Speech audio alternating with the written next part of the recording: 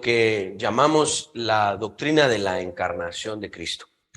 Esta es sin duda, lo voy a poner de una manera muy tal vez personal y un poco romántica, pero esta es una de mis doctrinas favoritas.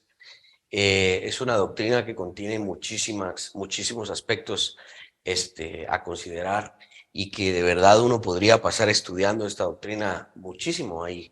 No solamente definirla bíblicamente y sus implicaciones teológicas y también sus implicaciones prácticas, ¿no? Esta es una doctrina de verdad muy central en la fe cristiana. Básicamente fue lo que desató las grandes controversias cristológicas en los primeros siglos de la Iglesia, lo que conocemos como la ortodoxia o los credos que componen nuestras declaraciones doctrinales. Están repletos de lenguaje que en alguna medida técnica, si lo quieren ver así, definen la naturaleza de Cristo. Y la encarnación es un asunto central en la Escritura. Y debido a que es un asunto tan central, es un asunto también de muchísimo debate, ¿no? Porque cuando alguien opina al contrario de la encarnación, al contrario de que Jesús realmente nació, todos sacan sus pistolas, ¿verdad? Sus mejores pistolas, sus mejores cuchillos y machetes, porque es momento de pelear, ¿verdad? Porque esta doctrina es algo que hay que defender.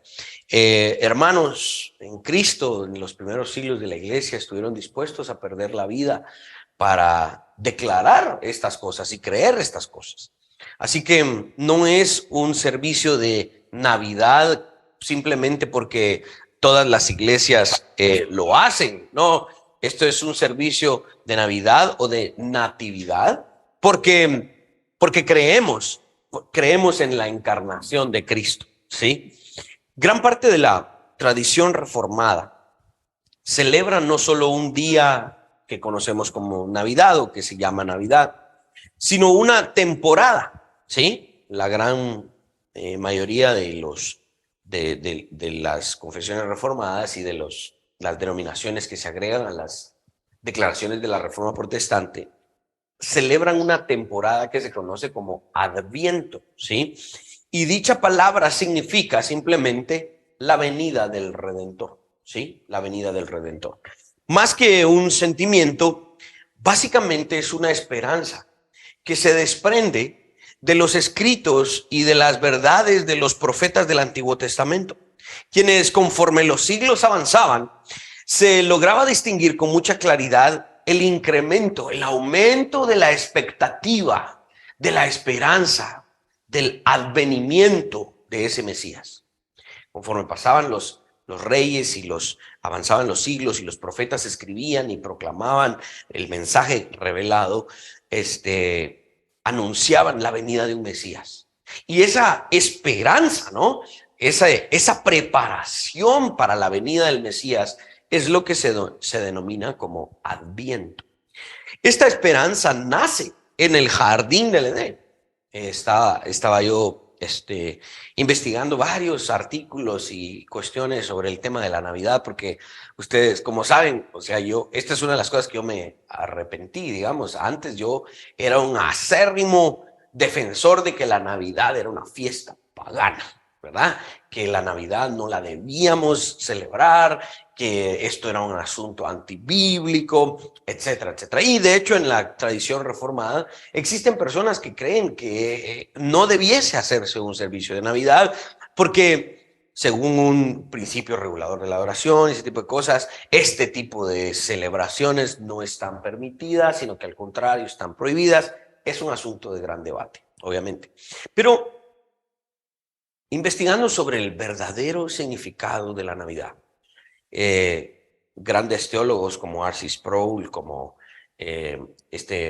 otro hermano que trabaja con él, que era de apellido Nichols, tenían varios artículos y podcasts, y también hay obviamente libros al respecto, que hablaban acerca del verdadero significado de la Navidad. Y él decía, si queremos este teólogo de apellido Nichols decía, si queremos trazar la historia de lo que conocemos como natividad o como Navidad y lo que hoy celebramos, debemos irnos al jardín del Edén, en donde viene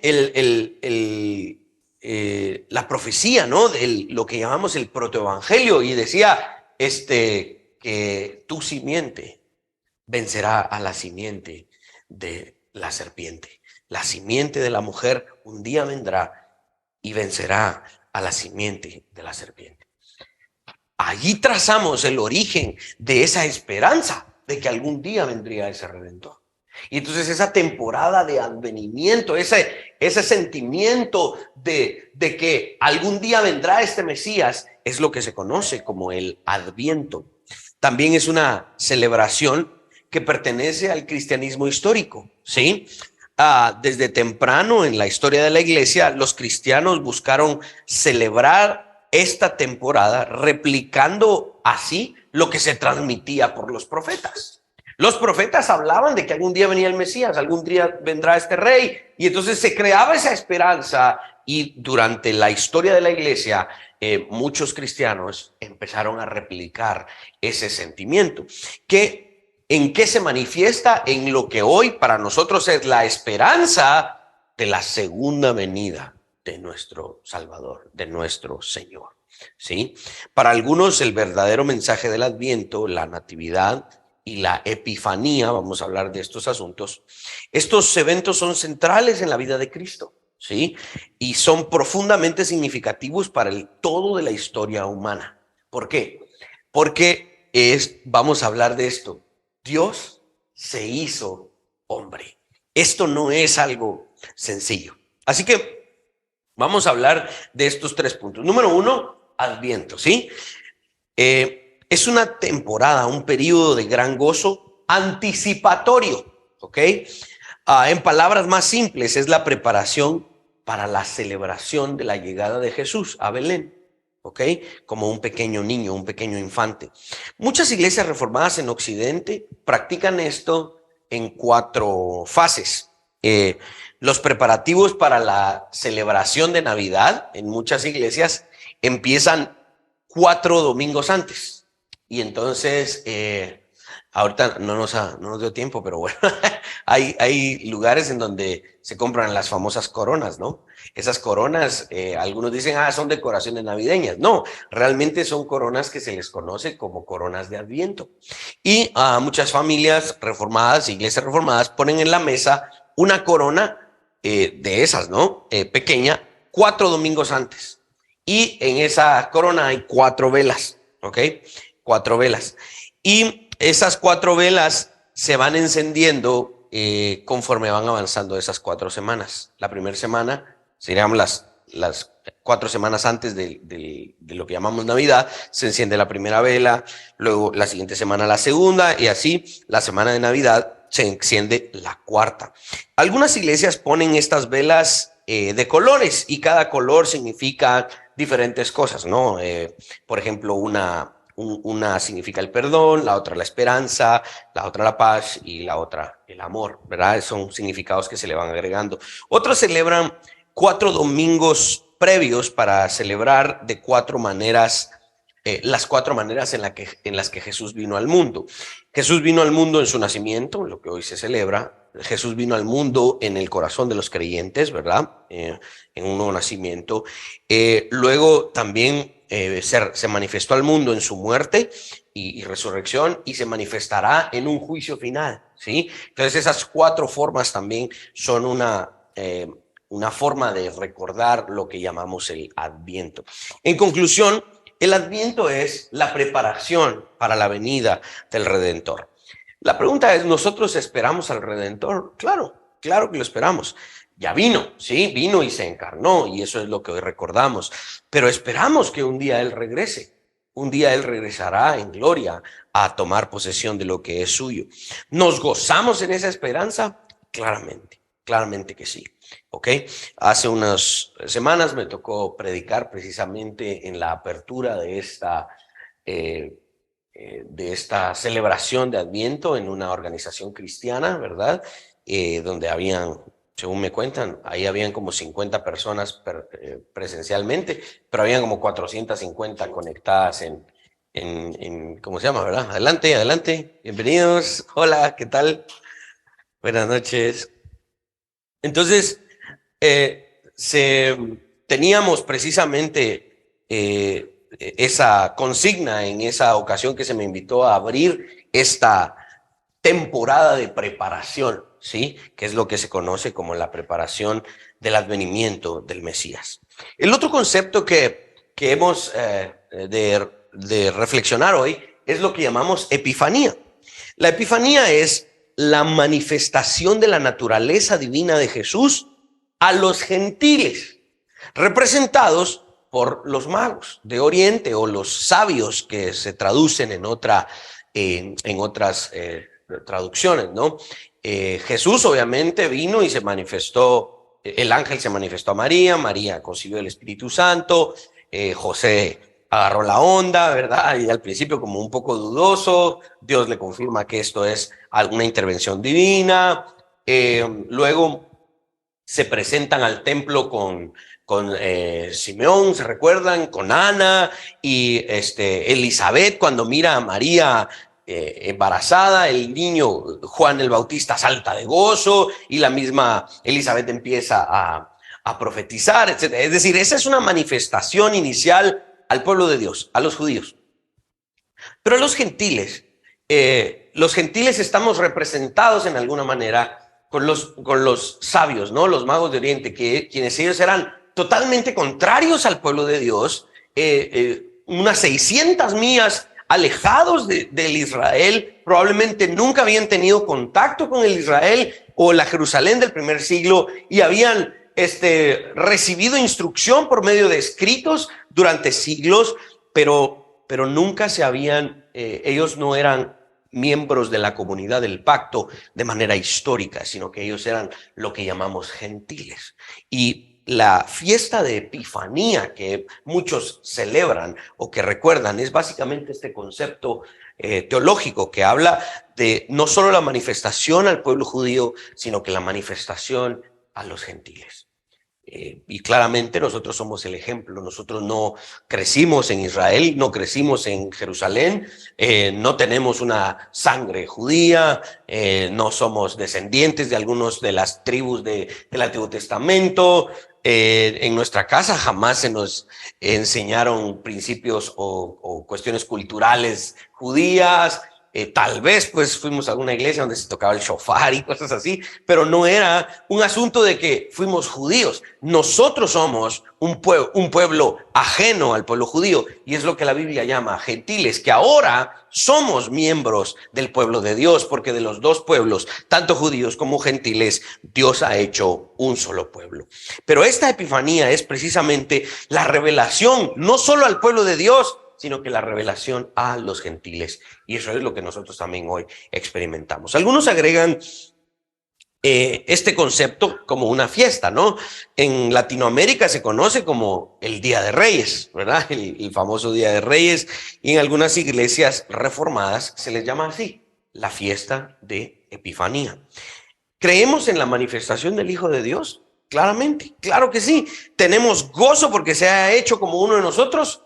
Claramente, porque se manifestó a nosotros quienes éramos gentiles.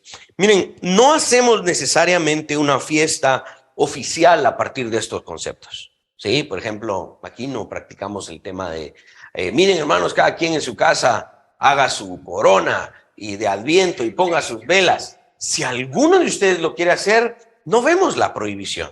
¿Sí? Como iglesia, pues no vemos que esto sea un asunto vinculante a nosotros o digamos, obligatorio, ¿ok? Sí participamos del significado de estos conceptos, porque esperamos al Mesías. Tenemos una esperanza en que Él regresará, ¿no? Entonces participamos del concepto y del significado teológico, pero tal vez no lo celebramos de la manera en la que muchos lo celebran. ¿Qué hacemos entonces nosotros en esta familia de iglesias? La familia de iglesias del nuevo pacto, ¿sí? Eso es a lo que pertenecemos. Y vamos a ser muy claros y concisos, creo que lo hemos sido desde el año pasado, pero hoy lo vamos a recordar. Este es nuestro interés central. Si me ayudas, Luis, con la siguiente diapositiva. Nuestro interés central es la adoración al Verbo encarnado. Y por eso los himnos que escogimos hoy, que estuvimos cantando al inicio, si se dieron cuenta, yo lo puse hoy en nuestra página de Facebook y de Instagram, es puro credo, es pura ortodoxia, es exactamente el recordatorio de que hemos de adorar al Verbo encarnado. ¿Y por qué la declaración tan enfática y específica? Porque el Jesús en el que creemos no es una realidad espiritual, no es un personaje de unas cuantas historietas por ahí, no es un personaje del cual se hacen algunas películas que disfrutamos o series, etcétera. Nuestro Maestro, nuestro Dios, no es un Dios solamente inmaterial, es un Dios que tomó forma humana. Es la palabra en acción, el Verbo encarnado. Y ese es nuestro interés acá. Las formas de las fiestas no nos parecen vinculantes u obligatorias. No creemos fallar si celebramos o no celebramos. Póngale que hoy no hubiésemos podido tener un servicio de Navidad, digamos que no se hubiera podido porque qué casualidad que fue la primera vez en toda la historia de Guatemala que nevó. Nevó aquí también, de verdad que se está enfriando el mundo, ya no está calentando. Se enfrió el mundo y nevó. No pudimos hacer un servicio de Navidad. Hemos pecado. No, las fiestas no nos parecen un asunto vinculante. Tampoco vemos que se nos prohíba el hacer algo especial, ¿verdad? Por ejemplo, miren qué bonitas velas que hoy me las dieron. Yo no las tenía planificadas, pero mi maravillosa esposa, llevémoslas, que van a ver la maravillosa mesa que preparó mi esposa para todos nosotros hoy. ¿Hay algo especial en nosotros? Sí, hay algo especial hoy porque recordamos el nacimiento de nuestro Salvador. Cuando llega el tiempo de Semana Santa, hacemos una predicación especial sobre la resurrección. Alineamos nuestra liturgia no a un calendario de una época secular, porque no es la cultura secular la que dicta nuestro calendario eclesiástico. Es al contrario, vemos en la Escritura, ¿sí? Vemos en la Escritura que esto sucedió. Y algunos dirían, sí, pero es que no fue el 24 ni el 25 de diciembre, fue por allá por septiembre, fue. Sí, pueda que tal vez no sea ni siquiera la fecha específica, pero créanme, la razón es la correcta. La adoración al Verbo encarnado. Lo que sí observamos como vinculante, y utilizo la palabra vinculante en el sentido legal, es decir, que este es un asunto que obliga a nuestros corazones y nuestras conciencias como cristianos. A la luz de la palabra de Dios, delante de Dios, tenemos esta obligación. No tenemos esta obligación, lo de la mesa y los asuntos decorativos, no tenemos esa obligación. Esta obligación sí la tenemos, el adorar al Verbo encarnado, el recordar el nacimiento de ese Dios.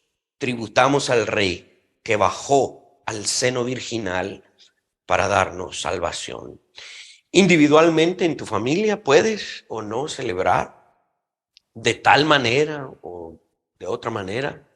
Sí, nosotros no hacemos tamales, nosotros hacemos pollo, nosotros hacemos esto, aquello, que sea lo que ustedes hagan dentro de las fronteras bíblicas, pero lo que no puede faltar en nuestras familias es la adoración al Verbo encarnado, al Rey de Reyes, a Dios tomando forma de hombre para darnos redención a nosotros y a nuestras familias. Por eso repetimos que este es nuestro interés principal en esta familia de iglesias. Sí, hacemos un servicio especial de Navidad para recordar la importancia de esta doctrina tan fundamental que es la encarnación de Cristo. En el primer siglo, esto era un asunto muy importante, porque la doctrina gnóstica era una doctrina muy popular y muy fuerte en el primer siglo. ¿Cuál era el evangelio gnóstico? El evangelio gnóstico era que ese Jesús era un gran maestro. Sí, tenía un gran poder, sus enseñanzas geniales, pero no podía ser Dios. porque era hombre. El evangelio gnóstico decía, Dios es el Dios de aquello que no se ve y no se toca. Este mundo es material y por lo tanto es impuro, está corrompido. El Dios puro y santo no puede tomar forma humana. Era el evangelio gnóstico. Y no hablamos de unos memes que se hacían virales. No hablamos de un par de videos que tenían un montón de vistas en YouTube. Hablamos de verdad muchas iglesias, muchísimos académicos y personas inteligentes sucumbiendo a las herejías gnósticas. Gente que estaba en las iglesias que los apóstoles formaban y de repente se iban a las iglesias gnósticas. Entonces, el tema de la encarnación se convierte en un asunto muy importante. Luego aparece Marción, luego aparece Arrio, luego aparecen otro montón de personajes en la historia de la iglesia que empiezan a revivir estas herejías gnósticas y de hecho plantaban iglesias a lo largo y ancho del Imperio Romano y se perpetuaban sus enseñanzas porque iban en contra de lo que hoy estamos recordando, la encarnación de Cristo. Hoy quiero hablar de dos puntos específicos, ¿sí? Y vamos a hablar específicamente sobre concebido del Espíritu y nacido de una virgen. Estas dos frases nos ayudan a entender de mejor manera la naturaleza de Cristo. Por favor, abramos nuestras Biblias. En Lucas capítulo 1, 26 al 38. Aquí están las Biblias, si alguien me ayuda. Arriba de esta bocina hay como 5 Biblias físicas y jalate la tuya, Checha, la que... Imagínense, Checha tiene hasta su propia Biblia aquí. Lucas 1, versos 26 al 38. Este es el relato, obviamente, de uno de los evangelios sinópticos, específicamente el evangelista Lucas, el doctor, quien nos va a regalar no solo un relato, sino toda una enseñanza, doctrina y teología derivadas de este pasaje, ¿sí? Lucas 1, versos 26 al 38. Vamos a hacer un pequeño recuento de este relato y vamos a derivar estos dos elementos que nos ayudan a entender mejor la naturaleza de Cristo. Dice Lucas 1, 26 al 38. Al sexto mes, el ángel Gabriel fue enviado por Dios a una ciudad de Galilea llamada Nazaret, a una virgen desposada con un varón que se llamaba José, de la casa de David, y el nombre de la virgen era María. Y entrando el ángel en donde ella estaba, dijo: Salve, muy favorecida, el Señor es contigo. Bendita tú entre las mujeres. Mas ella, cuando le vio, se turbó por sus palabras y pensaba: ¿qué salutación sería esta? Entonces el ángel le dijo: María, no temas, porque has hallado gracia delante de Dios. Y ahora concebirás en tu vientre y darás a luz un hijo y llamarás su nombre Jesús. Este será grande y será llamado Hijo del Altísimo, y el Señor Dios le dará el trono de David su padre, y reinará sobre la casa de Jacob para siempre, y su reino no tendrá fin. Entonces María dijo al ángel: ¿cómo será esto? Pues no conozco varón. Respondiendo, el ángel le dijo: el Espíritu Santo vendrá sobre ti y el poder del Altísimo te cubrirá con su sombra, por lo cual también por lo cual también el santo ser que nacerá será llamado Hijo del Altísimo. Y he aquí tu parienta Elizabeth. Ella también ha concebido hijo en su vejez, y este es el sexto mes para ella, la que llamaban estéril, porque nada hay imposible para Dios. Entonces María dijo: he aquí la sierva del Señor, hágase conmigo conforme a tu palabra. Y el ángel se fue de su presencia. Acompáñeme a orar. Padre Celestial, hemos leído esta porción de tu palabra. Hemos abierto la escritura con fe, con hambre de conocimiento.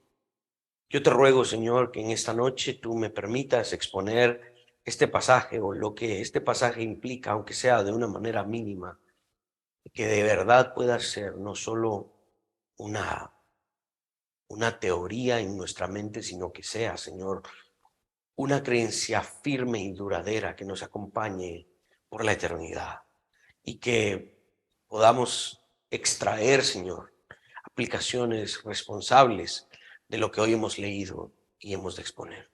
Amén y amén. No se preocupen, a partir de este momento no voy a hacer el ejercicio exegético que siempre hacemos, ¿verdad? Que nos toma como 20 minutos. No, sino que vamos a hablar específicamente de estos dos puntos, ¿sí? Concebido del Espíritu y nacido de una virgen. Creer este relato hoy, en el 2022, a los ojos de esta cultura, parece pertenecer a los ignorantes e ingenuos. ¿Vos crees esto que acabamos de leer? Qué ignorante sos. Sos un ingenuo.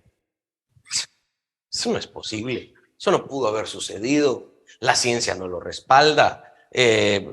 ¿Sabías que Richard Dawkins dice, ¿no? El ateo más famoso de hoy.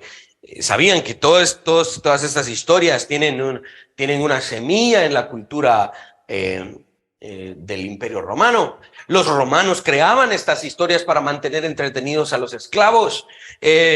Así que si tú crees esto, si tú de verdad crees en de esta mujer que no tuvo ningún tipo de intimidad sexual con otro hombre y que de la nada quedó embarazada, eres una persona muy ingenua y tonta.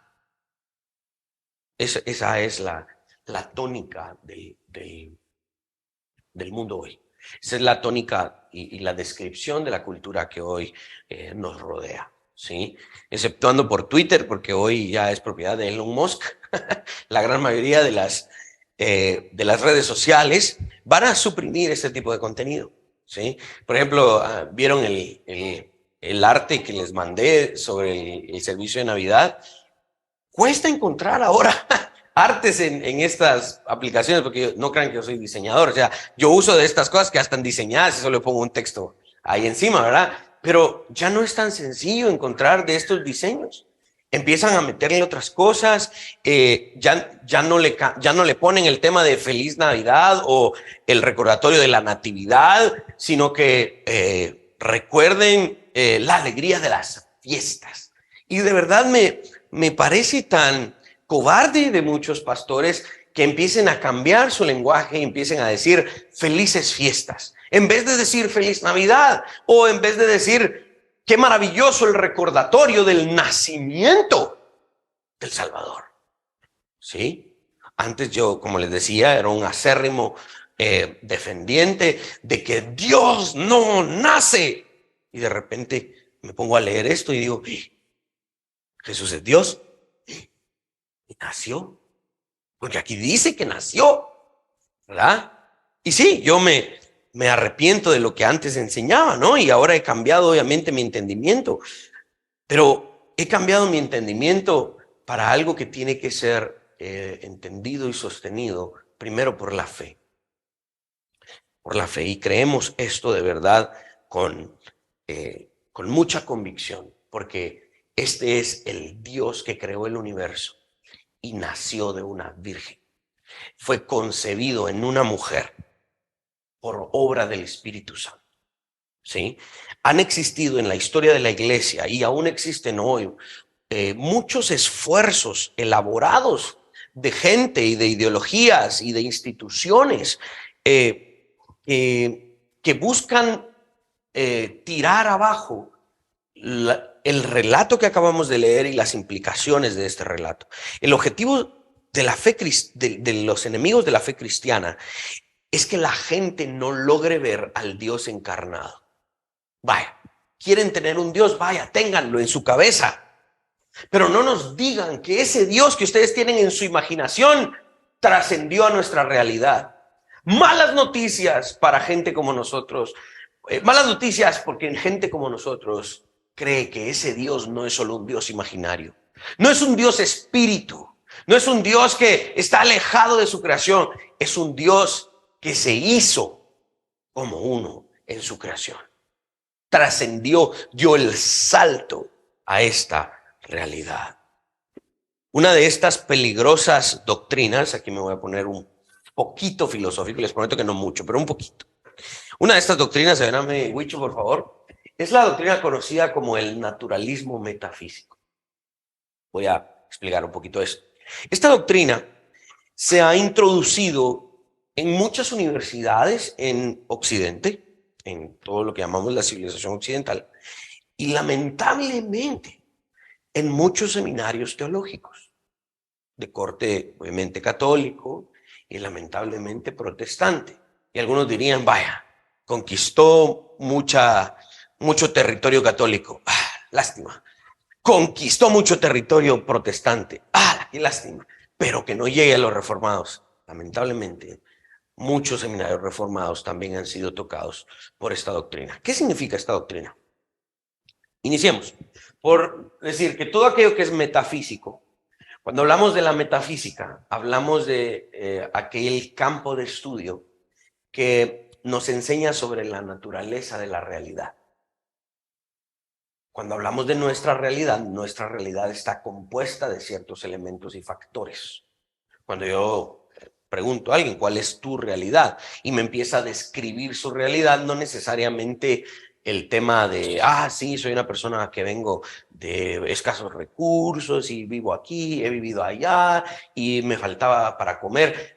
La metafísica no se ocupa de la realidad individual de una persona o cómo esa persona se ve en el mundo, pobrecita o muy bien acomodada. No, estamos hablando de todo aquello que compone lo que rodea al individuo. ¿Sí? La metafísica habla de los elementos que componen la realidad, aquello que es físico, material y también que es intangible. ¿Sí? Cuando hablamos de una cosmovisión, por ejemplo, una cosmovisión atea o una cosmovisión humanista, secular, o hablamos de una cosmovisión cristiana, de sus diferentes vertientes, todas estas cosmovisiones tienen elementos específicos de epistemología que tienen que ver con el tema del conocimiento y cómo sabemos lo que sabemos, ¿sí? Hay un asunto ético, ¿verdad? Hay una ética en cada cosmovisión y hay una metafísica. La metafísica se tiene que conjugar con el complemento ético y con el complemento epistemológico para que una persona diga, yo creo esto no solo de Dios, sino que de mi realidad. Y el Dios en el que creo tiene una conexión con mi realidad, tiene una implicación con mi realidad. Eso es el tema metafísico. Ahora, el tema del naturalismo es que habla específicamente de aquello que podemos ver en la naturaleza. Y si no está en la naturaleza, entonces es antinatural y por lo tanto no existe o no puede ser estudiado o no puede ser considerado como algo serio. Cuando estos dos conceptos se mezclan, un naturalismo metafísico, significa esta doctrina, significa que la realidad solo puede estar compuesta por aquello que es natural. En esa realidad en la que vivimos, en esta realidad en la que vivimos, naturalmente, no hay espacio para lo sobrenatural. ¿Ok? Entonces, el relato que acabamos de leer, que por obvias razones está dirigido por los elementos sobrenaturales, todos aquellos que son naturalistas y que tienen una metafísica naturalista dirían, ese relato no puede ser verdad. Porque, primero, un ángel. ¿Qué es un ángel? No hay ángeles en la naturaleza. En la naturaleza hay animales, en la naturaleza hay hombres, hay mujeres, hay plantas. Bueno, y según muchos de estos, ya no hay ni hombres ni mujeres, cada quien se puede identificar como quiera, ¿verdad? Pero el punto es que en lo que podemos ver y palpar, no hay ángeles. ¿Y qué hablan? En la naturaleza no podemos ver mujeres que sin ningún tipo de intervención quedan embarazadas, ¿no? Entonces, este relato que acabamos de leer está fuera del naturalismo, por lo tanto, no puede ser verdad. ¿Ok?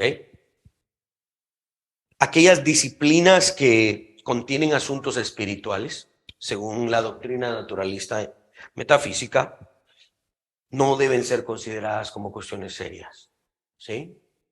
Estaba viendo yo una entrevista que le hacían a Richard Dawkins, que es el ateo más famoso de hoy, y le decían, Entonces la teología no es una ciencia que tú consideres como algo importante. No, la teología es algo que no. Y le preguntan, ¿ningún tipo de teología creerías tú que es algo que se debería estudiar? Y él dice, bueno, sí hay una teología que hay que estudiar. Digamos, hay que estudiar cómo las diferentes tribus y pueblos del mundo tenían sus creencias. O sea, estudiemos qué creían, pero todo eso que ellos creían no lo creeremos, según él. Porque todo aquello que es espiritual, sobrenatural, no debe tener cabida en nuestro mundo de tiempo y espacio.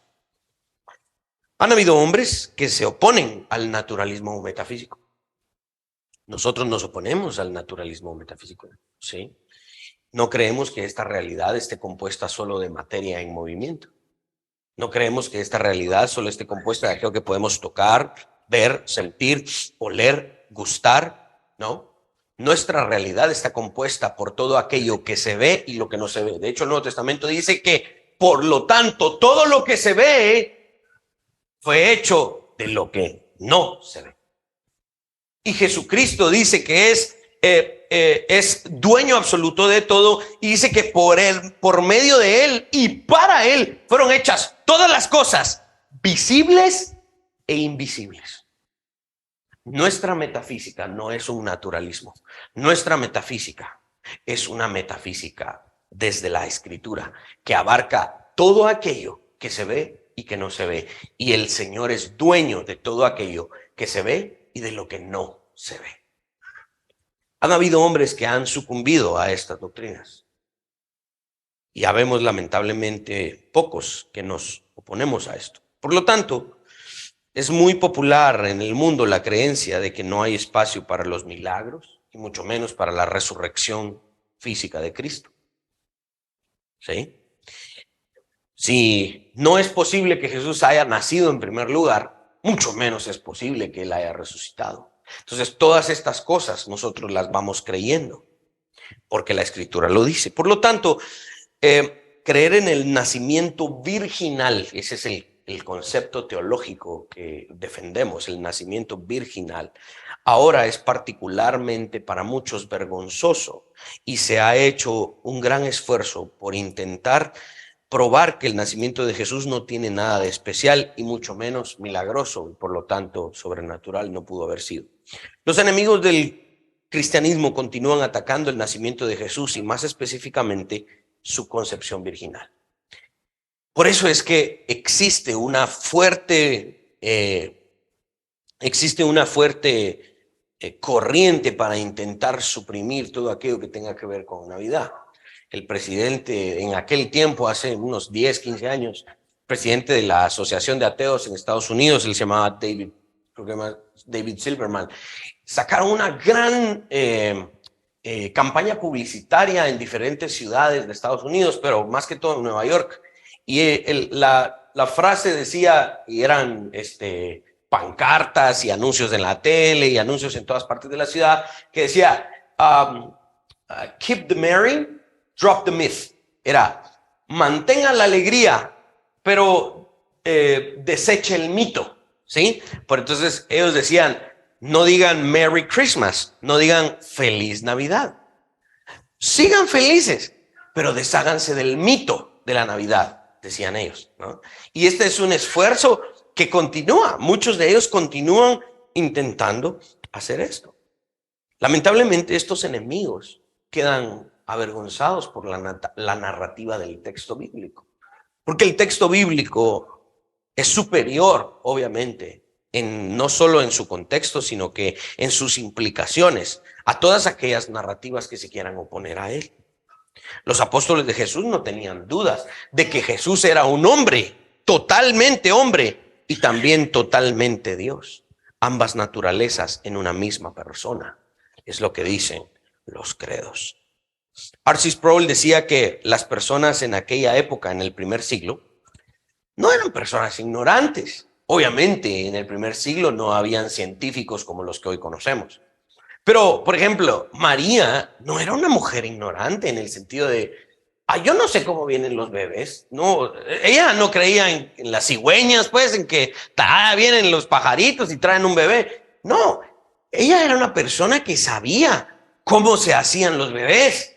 Por eso ella misma le dice al ángel, ¿cómo es esto posible si yo nunca he conocido varón? Y conocer varón es lo que se conoce como un lenguaje metonímico, ¿no? Es decir otra cosa para representar otra. Y ella decía, no he tenido intimidad sexual con ningún varón. ¿Cómo es posible que yo quede embarazada? La gente en ese entonces sabía cómo la humanidad se reproducía. Por eso es que la respuesta de María es una sorpresa.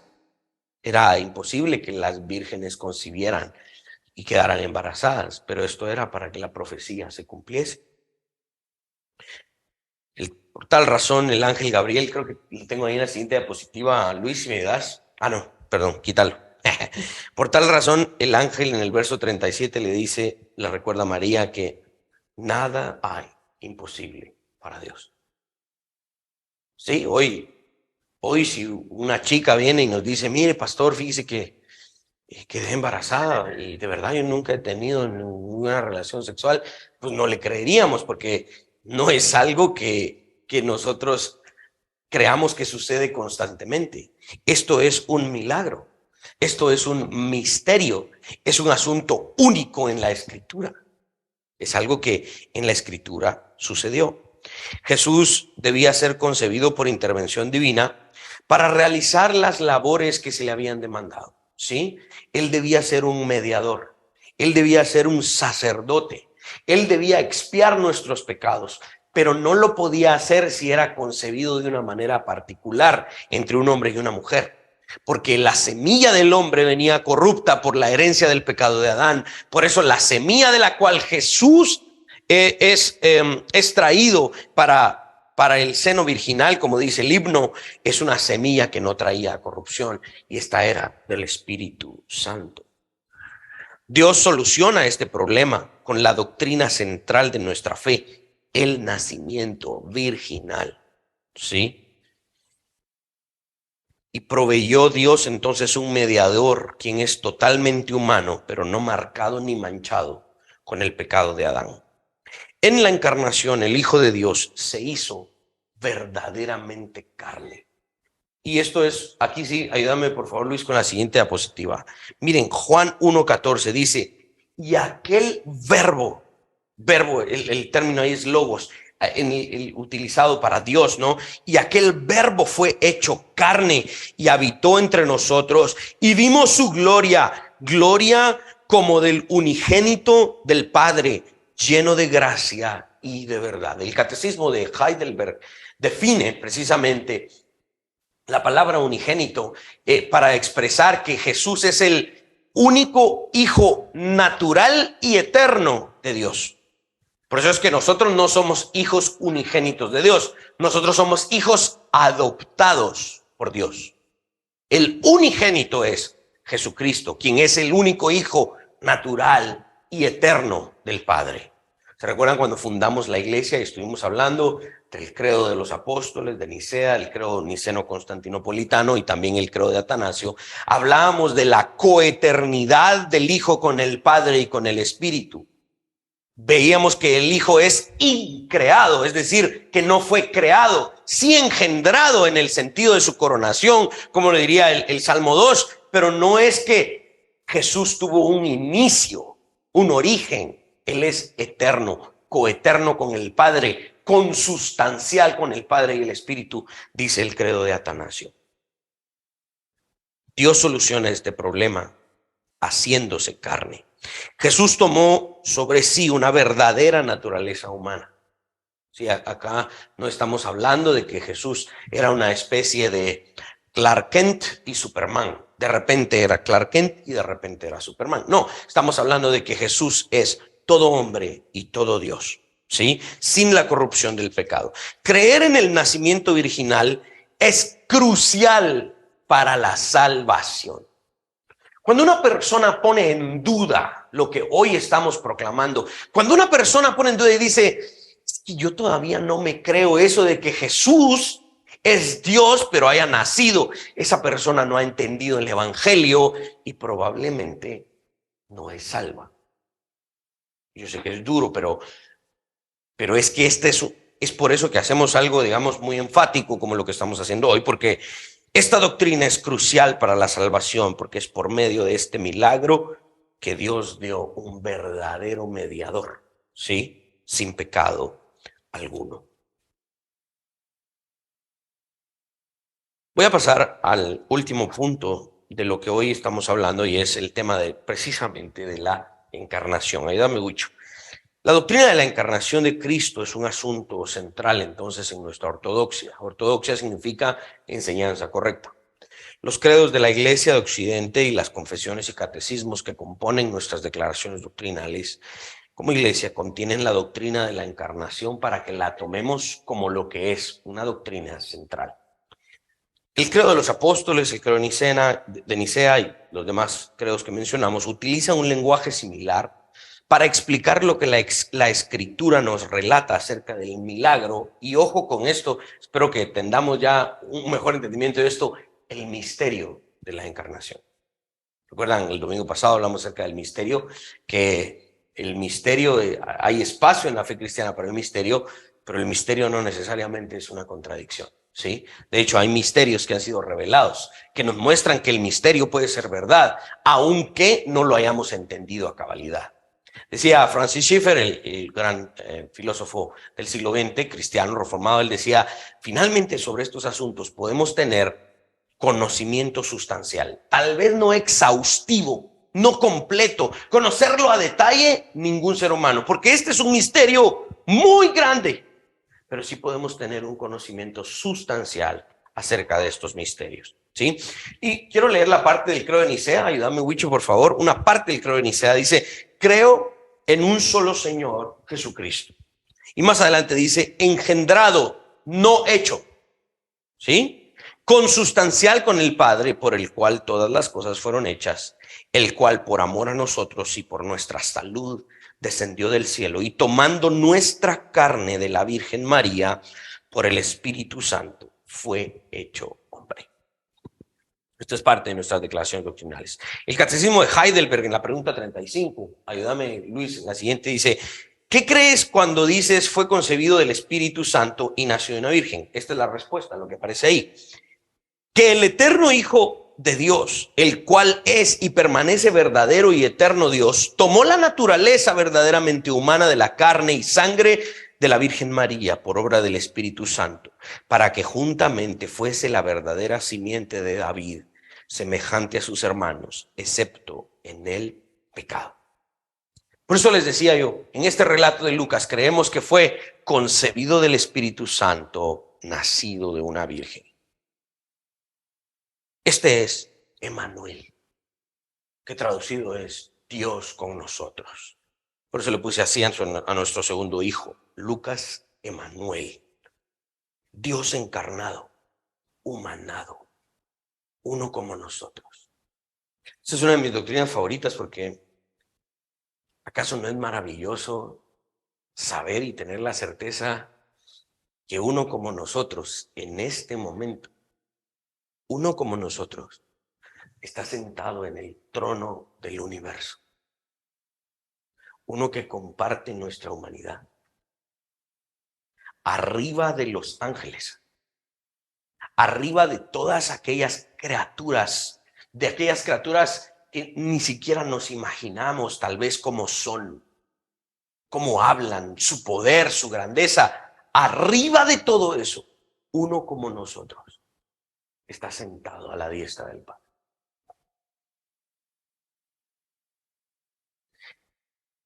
Realmente me cuesta entender que después de haber estudiado los credos o de conocerlos y de entender los relatos bíblicos, la gente se oponga al nacimiento virginal.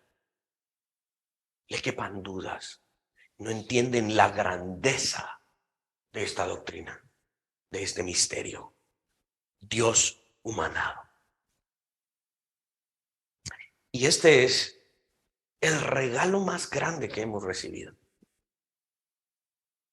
No lo merecíamos.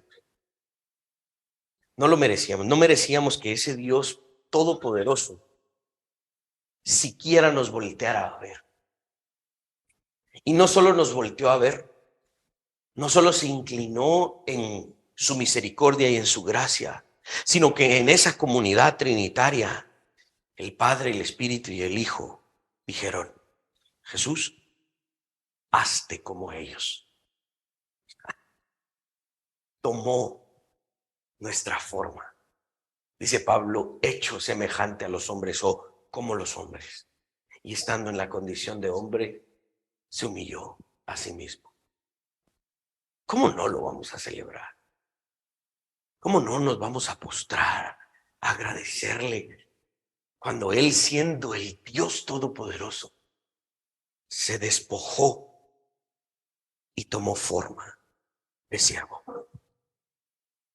Las mitologías grecorromanas hablan de un panteón, de una cima, de un Olimpo, en donde los dioses son realmente humanidades amplificadas, que son hombres y mujeres que simplemente se hicieron más grandes y más poderosas.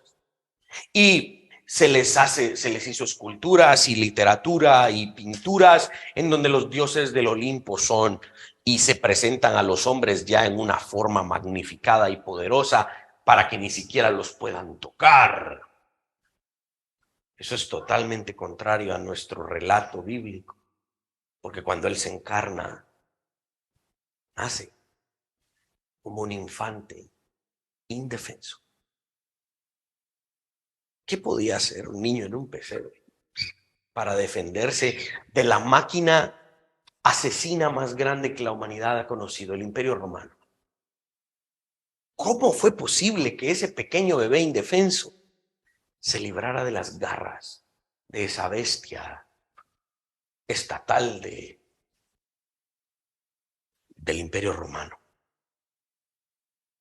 Jesús es la encarnación de la salvación. Es Dios acercándose a su creación porque su creación se rebeló y no se podía reconciliar con Él menos que Él mismo se hiciera como su creación. Este autor que a continuación voy a citar es un autor que lamentablemente se ha ido separando de cosas ortodoxas y fundamentales, pero en aquel tiempo, cuando todavía era un hombre muy cabal, escribía cosas muy bonitas. Y Joel McDurmon escribe: el nacimiento de Jesús no fue solamente un cumplimiento de una profecía del Antiguo Testamento, sino un cambio completo de rol, de magnitudes divinas. El Creador entró en su creación al convertirse en parte de ella con el propósito de hacerla nueva. El Creador se hizo criatura. ¿Será que eso tiene algo de especial? No es para menos que allá por el año 1100, 1101, Anselmo de Canterbury, el gran arzobispo y teólogo allá en Inglaterra, escribiera y se empezara a preguntar: ¿cómo fue que se hizo hombre? Hay un libro que él escribió que se llama así, en latín es Cur Deus Homo. ¿Cómo fue que se hizo hombre? ¿Cómo la deidad se hizo criatura? ¿Cómo? Es un misterio. Pero no porque sea un misterio significa que sea mentira. Es verdad. Dentro de los misterios del universo, este es el más grande: la encarnación. Aunque no lográramos descifrarlo a plenitud, podemos creerlo y abrazarlo. Bien dice el himno: gloria a Dios en las alturas, el Verbo se ha humanado. No celebramos una temporada. Para nosotros no son fiestas sin sentido, en donde somos consumidos, valga la redundancia, por el consumismo superficial. No aprovechamos: cayó el aguinaldo, vamos a comprar, vamos. No, esta no es la motivación de nuestra congregación y de nuestra teología. Yo creo que es un recordatorio para nuestras rodillas que se doblen como la de aquellos magos, que si no se recuerdan de la prédica, vayan, son de una de las primeras prédicas en nuestro canal de YouTube. Eran hombres poderosos, eruditos, académicos de la antigüedad, que probablemente traían su propio ejército. Por eso es que Herodes no se les puso al brinco, porque los cuates traían un ejército detrás de ellos. Y ellos eran llamados muchas veces en diferentes reinos a ir a poner paz y orden, porque eran hombres fuertes, adinerados y con un gran conocimiento. A esos nadie les decía qué hacer. Los reyes los llamaban para consultarlos, para como asesores. Los mismos reyes respetaban a estos sabios del oriente. Y estos, con todo su poder y dinero y ejércitos, vinieron a un pesebre. ¿A qué? A postrarse. A postrarse ante el Dios humanado. ¿Cómo no lo vamos a hacer nosotros? Si aquellos hombres foráneos y extranjeros reconocieron a Dios encarnado, ¿lo haremos nosotros? Claro, claro que lo haremos. Amén. Pongámonos de pie.